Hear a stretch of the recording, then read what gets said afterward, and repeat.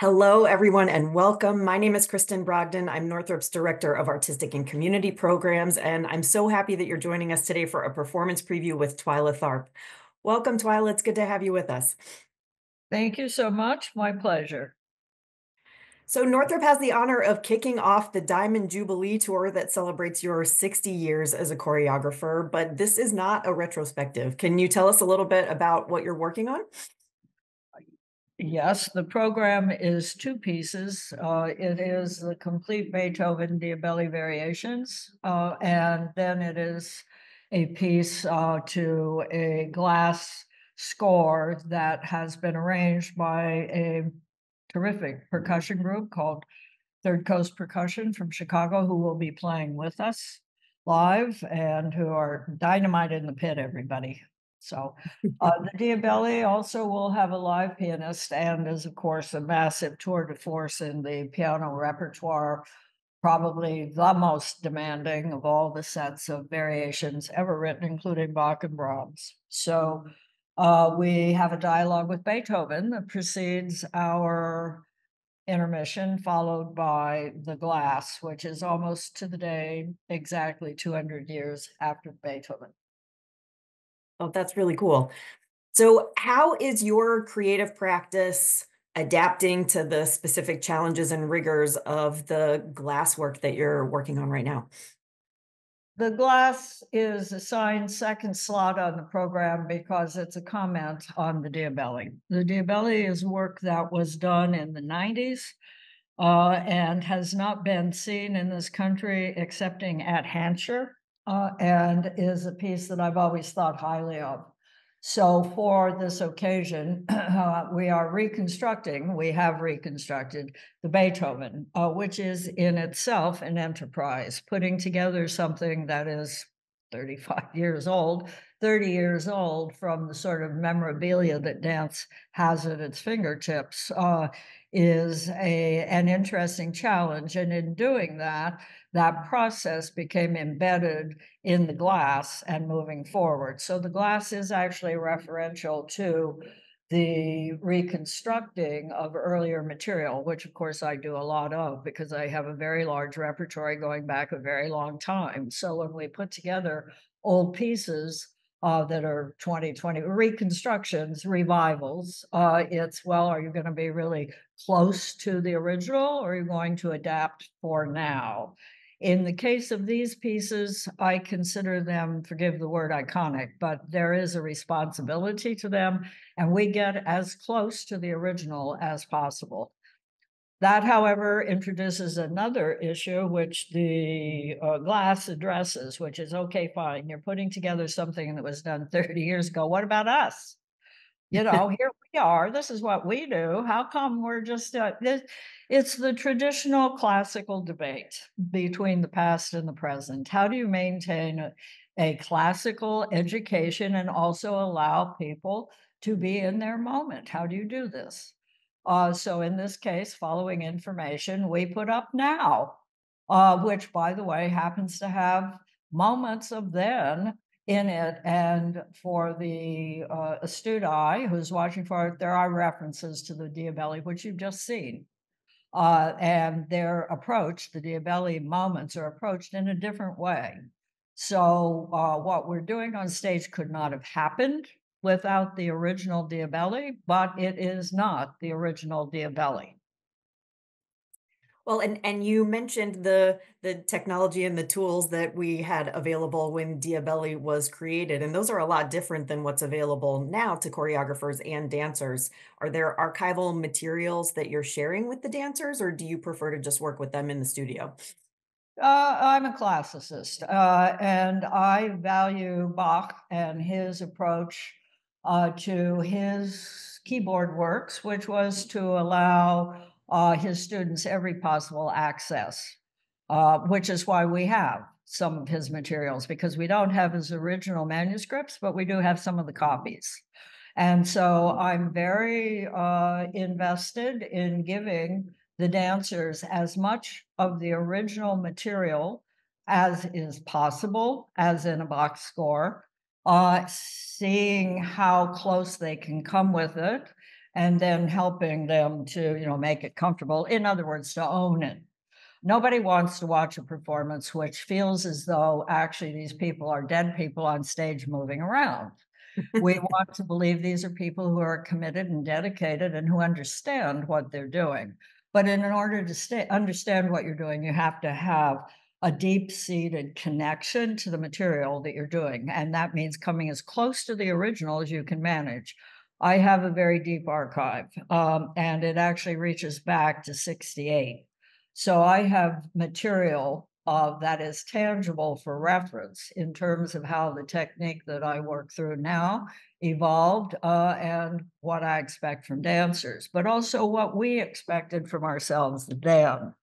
And so there is a very good series of what we call teaching tapes for the Diabelli that were recorded at the time, which break the material down, count, slow, all the partnering, all the grips, the reverse grips, things that would be, as we say in the real world, sloughed over if we didn't have the detail. And the reality is you do it the right way the first time, it's the best way. And that from there on out, it's going to be compromised. So if you can get back to the original and you find you have a problem with it, I get it. Let's make it work for you. But first, see what it actually is. So that was and is the approach that I take when we're reconstructing pieces. To stay on the music track just a little bit longer, the new work you mentioned is to Philip Glass, and it's the Aguas da Amazonia. Are there elements of that music that reference the Diabelli for you, or what elements of the music inspired you to choose it None, to complement absolutely the none. Diabelli? Okay. Why the glass is there is because, of course, I did a piece with Phil that's now a part of the repertory called In the Upper Room. That was done in the 80s. And the only reference, it's not a musical reference, the new piece called Slack Tide begins with the last move of In the Upper Room. So literally, it is passing forward from the end of In the Upper Room. Anyone who knows the ballet, the two women finish it, and they finish it with what what I call sort of the shade pulled down, fada. And we began this piece facing not downstage, but upstage with fada. And instead of doing it like you can picture this in your mind, I'm doing it very well. But don't, we do it extended and we do a very long, slow, heavy fada and go from there. More or less like being underwater, because after all, musically, you're looking at the passage of 200 years. For me, from that moment forward, it's whatever, 30, I guess, something like that. And that's, it's a small chunk of change. Well, and for people who have a history of watching dance at Northrop, In the Upper Room would have been the last work of yours that they would have seen in our space, because ABT did it about 5 years ago. So they'll have to call back on their recent memories and bring that into the performance with them. Okay, very good. Yeah, because I think that's also important because it actually allows anyone who has seen In the Upper Room and who remembers the kind of power of the thing. It's by the two women who opened the ballet. Here, it's brought forth by a man doing it in a very lyric way. In the Upper Room, it's the two powerhouse women who really punch it. They really sock into it. Fa! And he's going, "Wah," et cetera, et cetera. So, it's about contrast. And you can't contrast if you don't have a reference. So in terms of education, I'm a great believer in classical liberal arts education as a reference, not as a practice.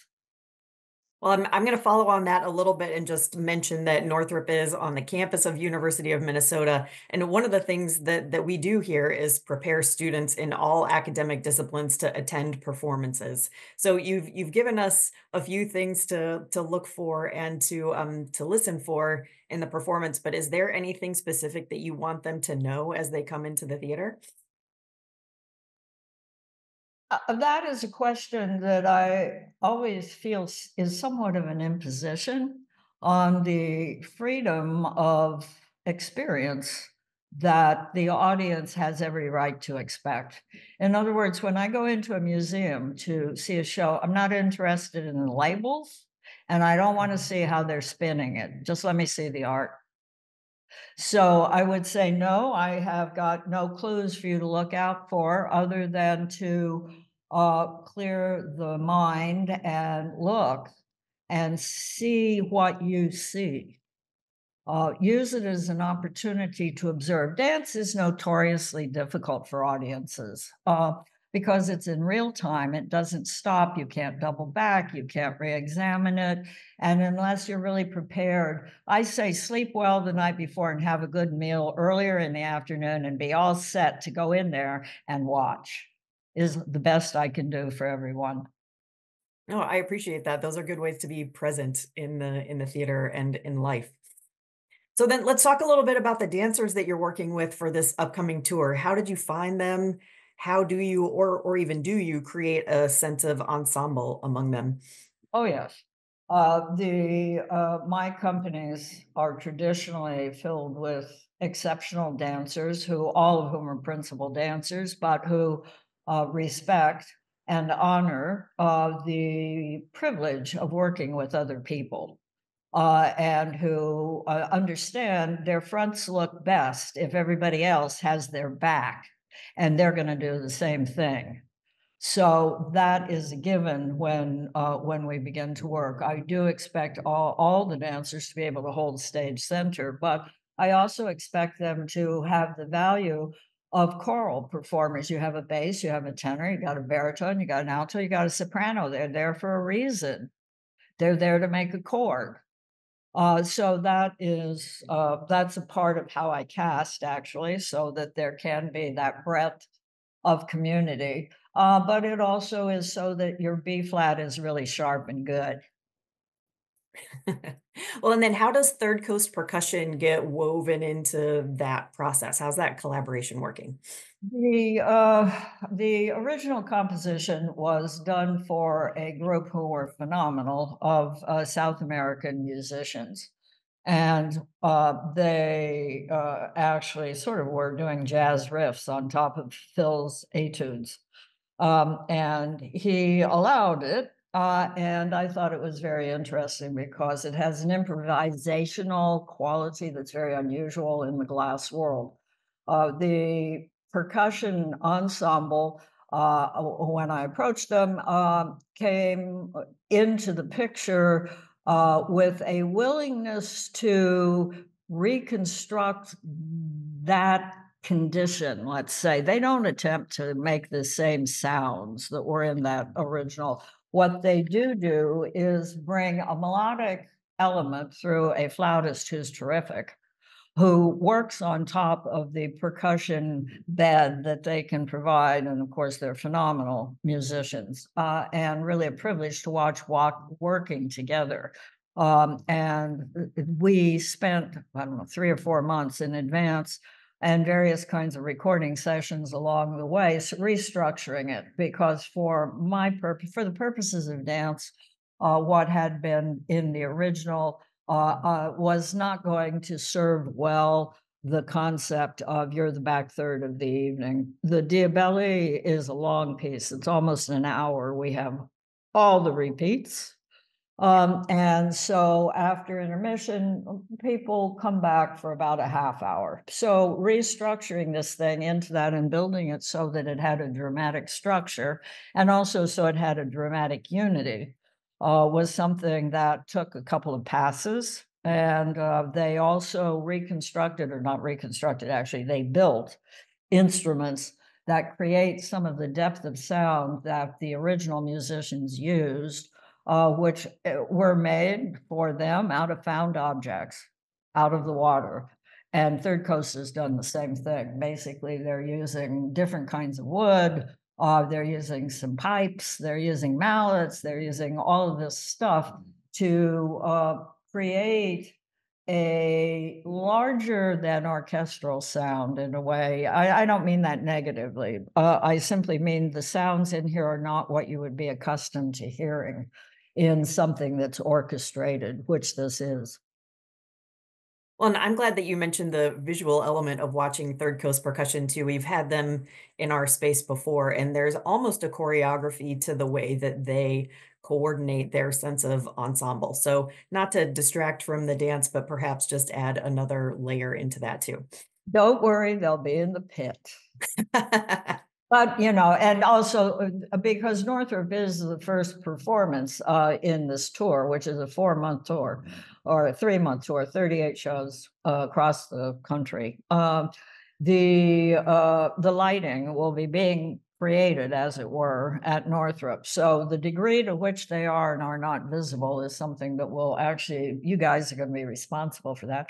No, actually, it's not you guys who are. The proportions of your house, however, will be the determining factor. It will get adjusted when it moves on to the next place, but the balance will be originally created at Northrop.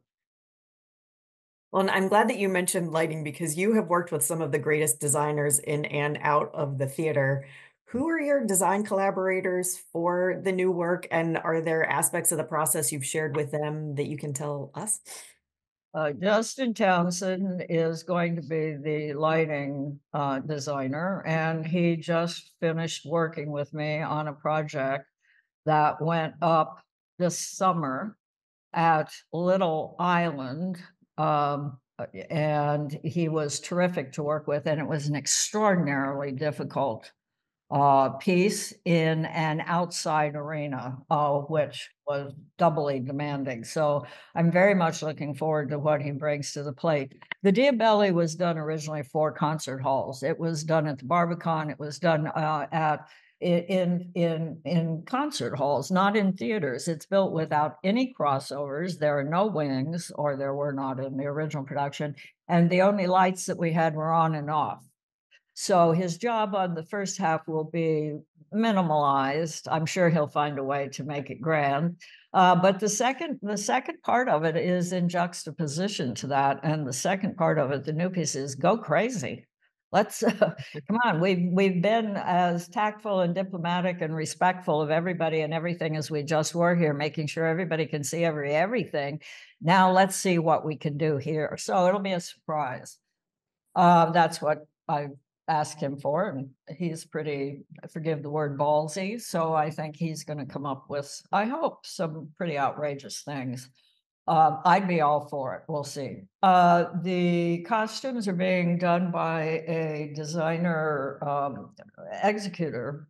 Very difficult being in the business of wardrobing and construction. Victoria Beck is again somebody who also worked on the summer project as a kind of assistant to Santo Laquasto, who's done the designs for my dances since the beginning of time.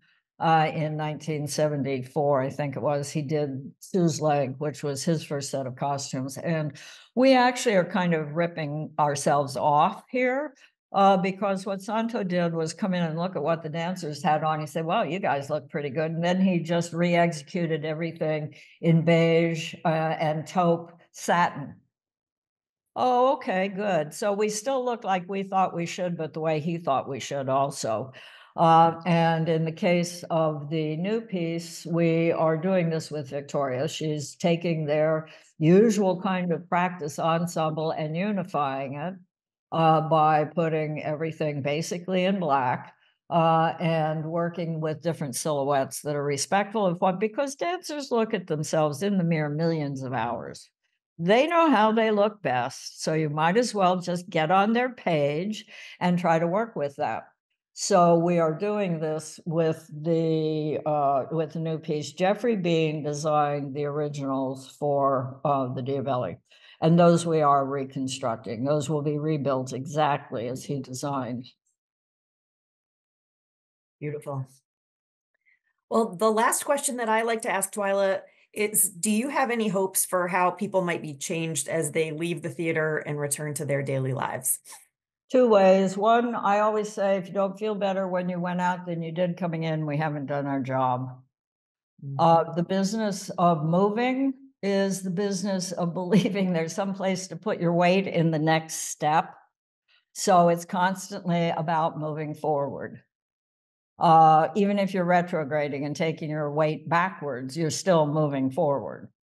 you are moving in time. So that is an important component. The other aspect of it is that I do believe and maintain a sort of classical discipline to the performing. And I think that, you know, in a world that is as divided and in many ways as indulgent and in many ways as careless, and as in many ways as unappreciative of its good fortune and its potential, that in trying to respect those things for an hour and a half on stage, an audience can believe, well, somebody at some point in time still believes this. Well, I really appreciate you showing up for this conversation today. Is there anything else that I didn't ask that you would like to talk about before we close out? Oh no, you know your audience. I'm happy to be of service. Well, thank you. We're excited to have you and your work back in the Twin Cities soon. And we look forward to seeing everybody for Twyla Tharp Dance's Diamond Jubilee Tour, which kicks off at Northrop on January 26th. So take care. I know you're going to be working hard, and we'll see you soon. Thank you so much. Thank you all. A pleasure. Thank you.